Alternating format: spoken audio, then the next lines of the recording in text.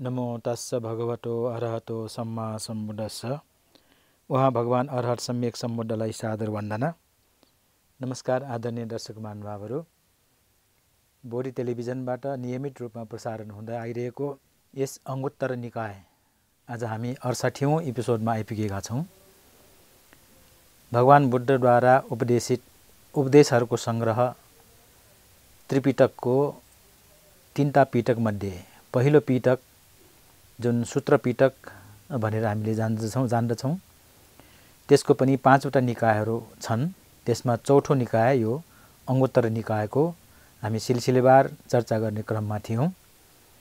र आदरणीय दर्शक महानुभावहरू, गएको एपिसोडमा हामीले यो अङ्गोत्तर निकायमा भएका 11वटा निपातहरूमध्ये पहिलो निपात, जसलाई एकक निपात भनेर भनियो, र त्यसमा पनि 20वटा वर्गहरूमध्ये 17औं वर्ग, जसलाई पसाडकर वर्ग भनेर भनिएको थियो, त्यसको विषयमा हामीले गएको एपिसोडमा सबै कुरा सकायौँ। र अब हामी लाग्दैछौँ अब 18औं वर्ग, 20वटा वर्गमध्ये 18औं वर्ग, जसलाई अपर अक्षरा सङ्घात वग्गो भनेर नाम दिइएको छ। दर्शक महानुभावहरू, यो पाली शब्द भयो र यसरी अपर अक्षरा सङ्घात भन्नुको अर्थ चाहिँ पुनः चुट्की बजाउने भनेर दिइएको छ। माने अक्षरा सङ्घात भनेको चुट्की बजाउने भन्ने अर्थ दिएको छ र अपर भनेको पुनः चुट्की बजाउने सम्बन्धमा दिनुभएका उपदेशहरू। अब पुनः भनेपछि त पहिले पनि गइसकेको भन्ने यसमा अर्थ लाग्छ। अवश्य पनि दर्शक महानुभावहरू, यो अक्षरा सङ्घात वग्गो भनेको यही एकक निपातको 6औं वर्ग, जुन कि हामीले धेरै अगाडिको एपिसोडमा यस बारेमा चर्चा गरिसक्यौँ। त्यसमा छोटकरीमा उहाँले चाहिँ भन्नुभएको थियो। अब यो अपर अक्षरा सङ्घात वर्गमा चाहिँ अलिकति विस्तृत रूपमा धेरै सूत्रहरू, जम्मा 181वटा सूत्रहरू यो वर्गमा चाहिँ हामीले पाउँछौँ। दर्शक महानुभावहरू, यसरी यो चुट्की बजाउने सम्बन्धी अथवा चुट्की बजाउने समयसम्ममा के गर्दा के हुन्छ भन्ने कुराहरू यसमा चाहिँ हामी पाउँछौँ। अब यसैको सिलसिलामा हामीले यो गएको एपिसोड माने गएको यो 6औं वर्ग, एकक निपातको 6औं वर्गमा अक्षरा सङ्घात वग्गोमा चाहिँ के भनिएको छ भन्दाखेरि, चुट्की बजाउन्जेलको समयमा जसले मैत्री भावना दिनहुँ गर्छ उसलाई ध्यानी भनिन्छ। बुद्धको अथवा शास्त्रको आज्ञाकारी भनेर भनिन्छ र उसले राष्ट्रपिण्ड सित्तै नखाएको हो भनेर चाहिँ भन्नुभएको छ। र यसरी चुट्की बजाएको समयसम्ममा मैत्री भावना राख्नेलाई यत्रो विशेषण दिएको छ, यत्रो महत्त्व दिएको छ भने उहाँले के भन्नुभयो अन्तमा, लामो समयसम्म मैत्री भावना गर्नेको त कुरै के भयो र। दर्शक महानुभावहरू, यो वाक्यांशले हामीले के बुझ्न सक्छौँ त भन्दाखेरि, मैत्री भावना भनेको कति महत्त्वपूर्ण रहेछ। त्यो दिनभरि गर्न सक्यो, 24 घण्टा गर्न सक्यो, त्यसको त बयान गरेर नै साध्य भएन। उहाँले के भन्नुभयो, चुट्की बजाउने समय भनेको कति नै जान्छ र, 2 सेकेन्ड, 3 सेकेन्ड, अथवा चाँडो गऱ्यो भने 1 सेकेन्ड पनि। त्यो 1 सेकेन्ड मात्रै हामीले शुद्ध चित्तले निस्वार्थ भावले चाहिँ मैत्री भावना गर्यो भने त्यसलाई ध्यानी भनिन्छ। उसले बुद्धको शिक्षालाई अनुकरण गरेको भनिन्छ। र सबभन्दा महत्त्वपूर्ण भनेको उसले राष्ट्रपिण्ड सित्तै नखाएको ठहरिन्छ। दर्शक महानुभावहरू, कति गहन कुरा छ यसमा। अब ध्यान गर्नेलाई ध्यानी भन्छ, 1 मिनेट 1 सेकेन्ड भने बसे पनि उसलाई ध्यानी भन्यो, त्यो आफ्नो ठाउँमा होला। र शास्त्रको अथवा बुद्धको आदेश मान्ने, उहाँको शिक्षालाई चाहिँ अनुकरण गर्ने अथवा आज्ञाकारी भनेर भनियो, त्यसलाई पनि हामीले एक ठाउँमा राख्न सकिन्छ। तर बडो महत्त्वपूर्ण कुरा के त भन्दाखेरि उसले राष्ट्रपिण्ड सित्तै नखाएको ठहरिन्छ। हेर्नुहोस् दर्शक महानुभावहरू, अब यहाँ राष्ट्रपिण्ड भनेको के हो? भगवान बुद्धको यो उपदेशमा यो राष्ट्रलाई पनि गाँसिएर जुन भन्नुभयो, उहाँको सोच, उहाँको विचार र उहाँको जुन मैत्री करुणाको जुन भाव हो त्यो कहाँसम्म फैलिएको छ भन्ने कुरा यसमा प्रतिबिम्बित भएको हामी पाउँछौँ। राष्ट्रपिण्ड भनेको राज्यले, कुनै पनि राज्यले त्यो राज्यभित्र जन्मिएका सबै नागरिकहरूलाई उसले आफ्नो जनता, आफ्नो सन्ततिको रूपमा चाहिँ ग्रहण गर्नुपर्छ। यो विश्वव्यापी मान्यता हो। र आफ्नो जनतालाई भोकै बस्न नदिने, प्यासी गरेर माने प्यासमा गुज्रनु नपर्ने, छठबाट चाहिँ वञ्चित हुन नपर्ने, त्यो सबै राष्ट्रको आफ्नो आफ्नो नियम कानुन विधि विधानहरू छन्। हाम्रै देशमा पनि यो नेपाल राज्यभित्र जन्मिएका सबै नागरिकहरू नेपाली हुन् भनेर संविधानले नै तोकेर राखेको छ। माने राज्यले आफ्नो राज्यभित्र जन्मिएका आफ्ना नागरिकहरूलाई राज्यले संरक्षण गर्नु, सम्वर्धन गर्नु, उसको भरण पोषण गर्नु उसको चाहिँ जिम्मेवारी हो भनेर सबै राष्ट्रले चाहिँ स्वीकारेकै छ। यो आज मात्रै होइन, यो भगवान बुद्धको भनाइलाई हामीले चाहिँ मान्दाखेरि आजभन्दा 2600 वर्ष अगाडिको यो बुद्धको उपदेश हो भनेपछि त्यो बेला पनि राष्ट्र राज्यको जुन अवधारणा छ त्यो बेला पनि अहिलेको भन्दा खासै फरक यसमा हामीले पाउँदैनौँ। उहाँले के भन्नुहुन्छ त? राष्ट्रपिण्ड माने राज्यले कुनै पनि व्यक्तिलाई, कुनै पनि आफ्नो नागरिकलाई भरण पोषण गर्ने, खाने, खुवाउने, सरसुविधा सबै कुराहरू यसलाई अब पिण्डको रूपमा राखियो। दर्शक महानुभावहरू, पिण्ड भनेर त्यो फेरि त्यो श्राद्ध गरेर खाने पिण्डलाई मात्रै पिण्ड भनिँदैन। माने आफूले आफ्नो जीविकाको लागि जुन खानुपर्ने कुरा हो, त्यो आहार जुन हो त्यसलाई पनि पिण्ड भन्दो रहेछ। र राज्यले आफ्ना नागरिकहरूलाई भोकै प्यासी चाहिँ राख्न नदिने उसको चाहिँ दायित्व हो, उसको कर्तव्य हो। र प्रत्येक नागरिकले त्यो राज्यबाट पाउने त्यो खाने आहार उसको अधिकारको पनि कुरा हो। तर दर्शक महानुभावहरू, त्यो अधिकार हो भन्दै पनि यदि उसले ती खानेकुराहरू खाएर आफ्नो पेट पालेर आफ्नो जीविका चलाएर उसले राष्ट्रको लागि, राज्यको लागि, आफ्नो परिवारको लागि, आफ्नो समाजको लागि केही पनि योगदान गरेन भने त्यो त अरू पशुपन्छी सरह भइहाल्यो। अरू पशुपन्छीले पनि खाइरहेको छ, आफ्नो जीवन चाहिँ उसले व्यतीत गरिरहेको छ। तर मानिस एकजना विवेकशील प्राणी, बुद्धिमान प्राणी, उसले आफ्नो मात्रै स्वार्थ हेरेर भएन, आफू सँगसँगै आफ्नो परिवार, आफ्नो समाज, आफ्नो देश, आफ्नो राज्य, राष्ट्रको पनि उसले चाहिँ उसको दायित्वभित्र पर्छ, आफ्नो काँधमा छ, उसको कर्तव्य छ। यदि उसले केही पनि नगरी खाली खायो, सुत्यो, आफ्नै ताले चाहिँ बस्यो भने त्यो उसको राज्यप्रतिको दायित्व पुरा भएको हामीले मान्न सक्दैनौँ। र यसै सिलसिलामा राज्यले विभिन्न प्रकारका पेसा, व्यवसाय, विभिन्न प्रकारका कामहरू छुट्याएका छन्। कोही व्यापार गरेर खान्छन्, कोही कृषि गरेर खान्छन्, कोही जागिर खाएर राष्ट्र सेवक भनेर चाहिँ बस्छन्। र ती सबै प्राणीहरू, सबै मानिसहरूप्रति राज्यले चाहिँ आफ्नो दायित्व पुरा गरेको हामी पाउँछौँ। र यदाकदा त्यसमा चुकेको पनि छ, कहीँ कतै राज्यले चाहिँ व्यवस्था गरेका घटनाहरू पनि छन्।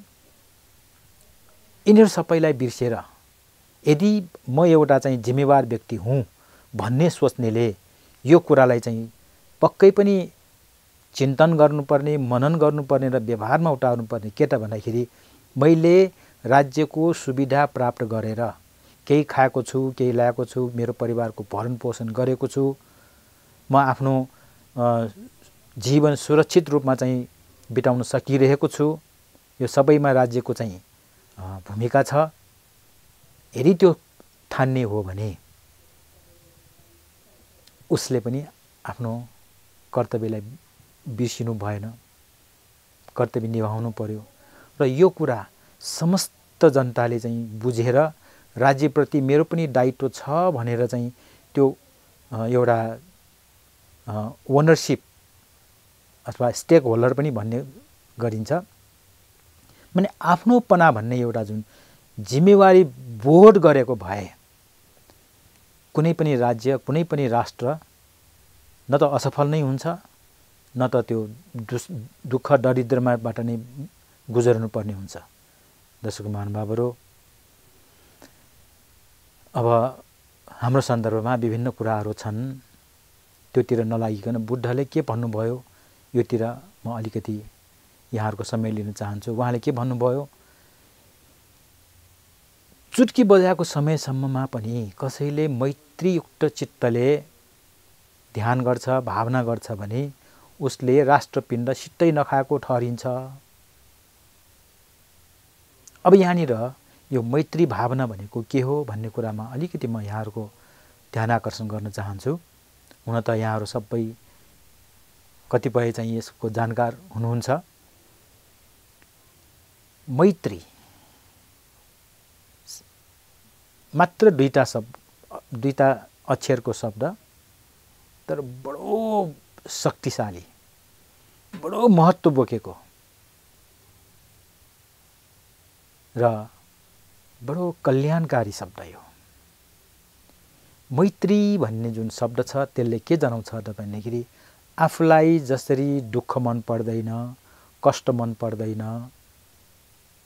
अरूले पनि त्यो दुःख कष्ट मन पराउँदैन, त्यसकारण उनीहरूप्रति स्नेह राख्ने, उनीहरूप्रति हामीले चाहिँ एक प्रकारको मानवीयता देखाउने,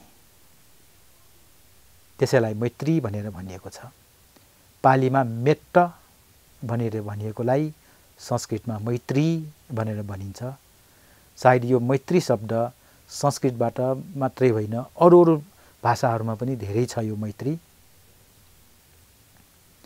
र यसरी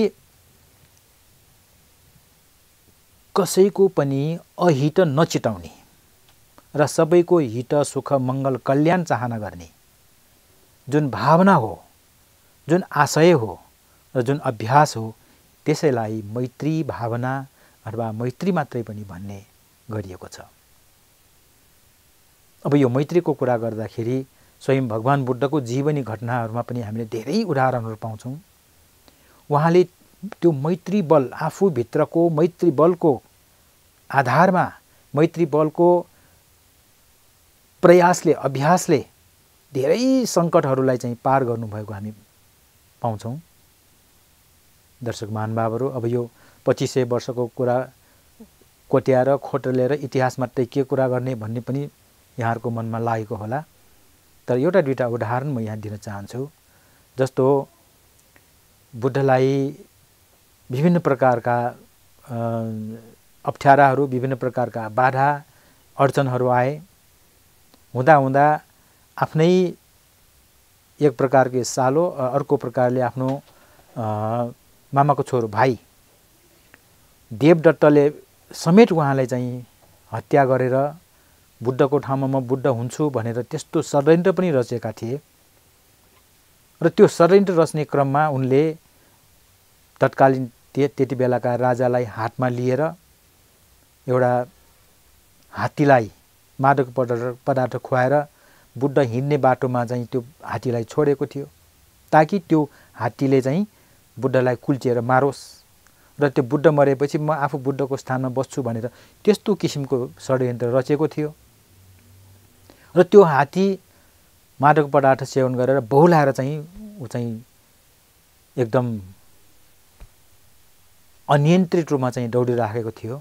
तर बुद्धले त्यो हात्ती आएको बाटोमा पुग्दाखेरि उसप्रति मैत्री भाव राखेर मैत्री छोडेर यति गहन मैत्री छोड्नुभयो कि त्यो वास्तवमा बोल्न नसक्ने प्राणी हो नि हात्ती भनेको त। तर पनि त्यो बुद्धको त्यो मैत्री भाव त्यो जुन तरङ्ग हो उससम्म पुगेर उ त अनायासै शान्त भएर गयो। उसले बुद्धलाई केही पनि बिगार गर्न सकेन। यसरी मैत्रीको प्रभावले चाहिँ ऊ नियन्त्रणमा आयो भन्ने उल्लेख छ। यसै गरेर अर्को सायद यो अङ्गुलीमालको कुराहरू, अङ्गुलीमालका घटनाहरू यहाँहरूले सुन्नु भएको छ। त्यो अङ्गुलीमाल जुन विख्यात कुख्यात डाँकाको रूपमा चाहिँ हत्याराको रूपमा चाहिँ प्रस्तुत भइसकेको मानिसलाई पनि भगवान बुद्धले मैत्री चित्त छोडेर मैत्री चित्तको चाहिँ भावना गरेर उसलाई चाहिँ मैत्री प्रवाह गरेर उसलाई पनि नियन्त्रणमा लिनुभयो। यस्ता अनेक घटनाहरू छन्। अब अहिलेकै सन्दर्भमा पनि हामीले कुरा गर्दाखेरि सायद तपाईले पनि महसुस गर्नुभएको होला, कोही व्यक्ति एकदम रिसाएर क्रोधले जङ्गिएर आयो, हामीलाई चाहिँ आक्रमण गर्छु पिट्छु मार्छु भनेर आएको मानिसलाई हामीले अलिकति हाँसेर अलिकति शान्त भावले किन के हो कसरी भनेर उसलाई चाहिँ अलिकति यो नरम स्वरले अलिकति शान्त चित्तले चाहिँ उसलाई कुरा गर्दाखेरि त्यो जति पनि उदण्ड स्वभाव लिएर आएको मान्छे पनि बिस्तारै कुल डाउन भएको शान्त भएको हामी पाउँछौँ। सायद यहाँहरूले पनि अनुभव गर्नुभएको होला, मैले धेरै अनुभव गरेको छु। एकदम रिसाएर आएको मानिसलाई पनि आउनुस् न बस्नुस् न के छ कुराहरू गर्नुस्, रिसाउनु पर्ने कारण छैन, तपाईको कुरा राख्नुस्, तपाईको चित्त नबुझेको कुरा राख्नुस्, तपाईको परेको समस्या कुरा राख्नुस्। यसरी रिसले चुर भएर आएको कुटौँ पिटौँ केहीले हानु भनेर आएको व्यक्ति पनि त्यो बिस्तारै शान्त भएर गएको चाहिँ हामीले धेरै उदाहरण पाउँछौँ। दर्शक महानुभाव र मैले पनि यहाँ अघि पनि भने मैले धेरै त्यस्तो अनुभव गरेको छु। र यसरी उदण्ड स्वभावलाई, प्रचण्ड स्वभावलाई, चण्ड स्वभावलाई, रौद्र रूप धारण गरेको स्वभावलाई शान्त पार्न सक्ने एकदम ठुलो अचूक औषधि, अचूक उपाय, अचूक अस्त्र भनेको मैत्री भावना। र यति ठुलो महत्त्व बोकेको यो मैत्री भावना के हो, कसरी गर्ने, त्यो विषयमा पनि म यहाँहरूको अलिकति समय लिन चाहन्छु। र यो मैत्री कसरी गर्ने, त्यसमा हामीले चाहिँ गर्ने प्रक्रिया के हो, त्यसको चाहिँ उद्देश्य के हो, त्यसको तरिका के हो, यो विषयमा पनि भगवान बुद्धले सिकाउनु भएको छ। त्यसलाई मैत्री भावना पनि भनियो, मैत्री चित्त विमुक्ति पनि कुरा आउँछ। र यसरी मैत्री अभ्यास गर्ने अथवा मैत्री भावना गर्ने अथवा मैत्रीको ध्यान गर्दाखेरि सबभन्दा पहिले आफूलाई, किन आफू जोगियो, आफू सुरक्षित भयो भने मात्रै हामीले केही गर्न सक्छौँ। अब यति भन्दाखेरि कसैको मनमा पनि लाग्न सक्छ त्यो त स्वार्थी कुरा भयो भन्ने कुरा राख्न सक्छ। तर आदरणीय दर्शक महानुभावहरू, तपाईँ हामी आफू सक्षम भयो भने तपाईले जुनसुकै अवस्थालाई पनि, जुनसुकै कुरालाई पनि र जुनसुकै प्रतिकूल स्थितिलाई पनि सामना गर्न सक्ने हुनुहुन्छ। होइन तपाईँ आफै अशक्त हुनुहुन्छ, आफै बिरामी हुनुहुन्छ, आफ्नै मन नियन्त्रण छैन, आफूले के भन्न खोजेको र के भन्न चाहिने पर्ने हो त्यो कुरा थाहा नपाउँदाखेरि त अरूसँग सामना गर्दाखेरि, अरूसँग कुरा गर्दाखेरि आफै लडबडिएर त हार्ने, पराजित हुने अथवा उसँग चाहिँ पलायन हुनुपर्ने अवस्था हुन सक्छ। तर आफू मजबुत छ भने कोहीसँग पनि डराउनु पर्दैन। त्यसकारण सबभन्दा पहिले आफू मजबुत हुनुपर्छ। त्यसकारण बुद्धले के सिकाउनु भयो, सबभन्दा पहिले आफूलाई मैत्री राख्ने। अब यो भन्दाखेरि कसैलाई अलिकति अचम्म पनि पर्न सक्छ, आफूले आफूलाई कसरी मैत्री राख्ने। दर्शक महानुभावहरू, सबभन्दा पहिले आफूलाई अहं अवेरो होमी, म शत्रु रहित होस्, म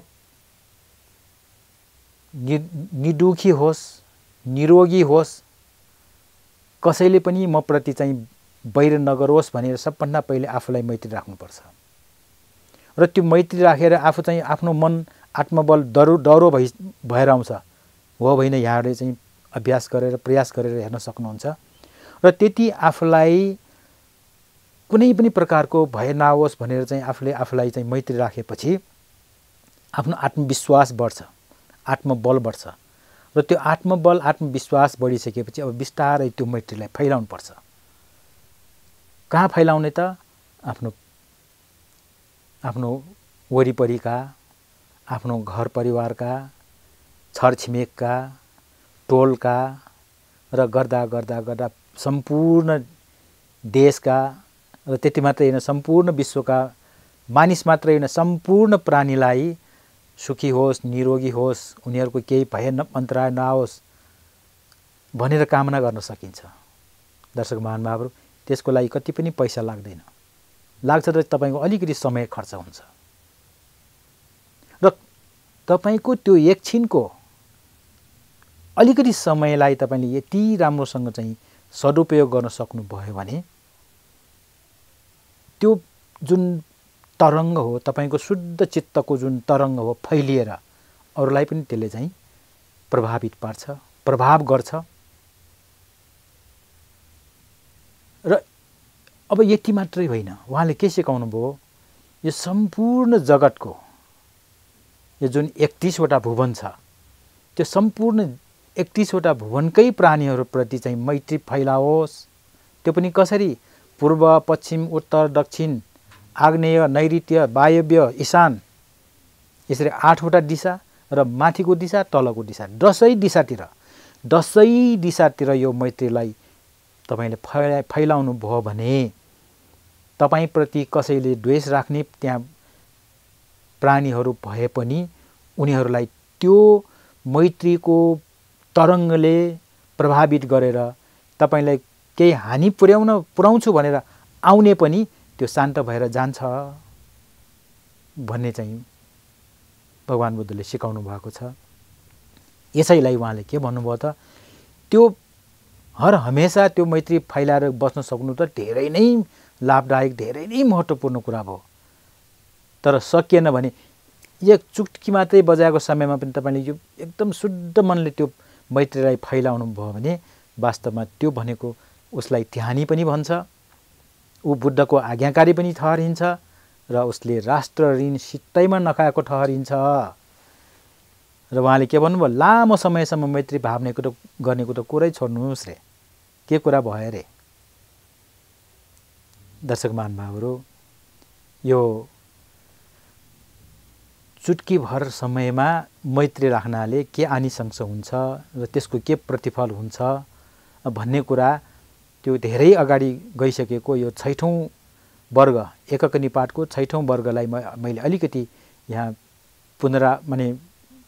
दोहोऱ्याउन गएँ ताकि अब आउने यो जुन यो अपर अक्षरा संघात वर्गका 181वटा सूत्रहरूलाई व्याख्या गर्ने क्रममा यहाँहरूलाई चाहिँ केही अप्ठ्यारो नहोस्, केही कन्फ्युज नहोस्, संशय नहोस् भनेर मैले यो अलिकति भूमिकालाई चाहिँ दोहोऱ्याएँ। र अब त्यो 6औं वर्गमा त धेरै सूत्रहरू थिएनन्, त्यसमा अलि साधारण कुराहरूमा चाहिँ उहाँले चाहिँ बताउनु भएको थियो। तर यो अपर अक्षरा संघात वर्गमा चाहिँ धेरै कुराहरू समेटिएको छ र तपाईले यो 181वटा सूत्रमा राम्रोसँग अध्ययन गर्दै जाँदाखेरि सायद त्रिपिटक सम्पूर्ण त्रिपिटकका कुराहरू यसमा हामी पाउन सक्छौं। सूत्र पिटक पनि पाउन सक्छौं, अभिधर्म पनि पाउन सक्छौं र कहीं विनयको पनि कुराहरू आउँछ। भन्नुको अर्थ यो 181वटा सूत्र पढ्दाखेरि तपाईले करिब सम्पूर्ण त्रिपिटकको जानकारी चाहिँ यसमा पाउन सक्नुहुन्छ। तसर्थ त्यो सबै कुराको एउटा पृष्ठभूमिको रूपमा र गएको एपिसोडका कुरा पनि मैले अलिकति दोहोऱ्याएँ र अहिले पनि अलिकति मैले के स्पष्टीकरण गर्न खोजेँ भन्दाखेरि मैत्री के हो, कसरी गरिन्छ, कसलाई गरिन्छ र कति समय गरिन्छ र त्यसको प्रतिफल के हो भन्ने कुराको एउटा पृष्ठभूमि चाहिँ मैले यहाँहरूसँग राखेँ। र आदरणीय दर्शक महानुभावहरू, समय सकिएको सङ्केत पाएको कारणले म अहिलेलाई बिदा हुन चाहन्छु र योभन्दा पछिका कुराहरू यहाँहरूलाई म अवगत गराउने वाचा गर्दै बिदा हुन चाहन्छु। ध्यानपूर्वक हेरिदिनु भएकोमा सबैलाई धेरै धेरै धन्यवाद। भवतु सर्वमङ्गलम्।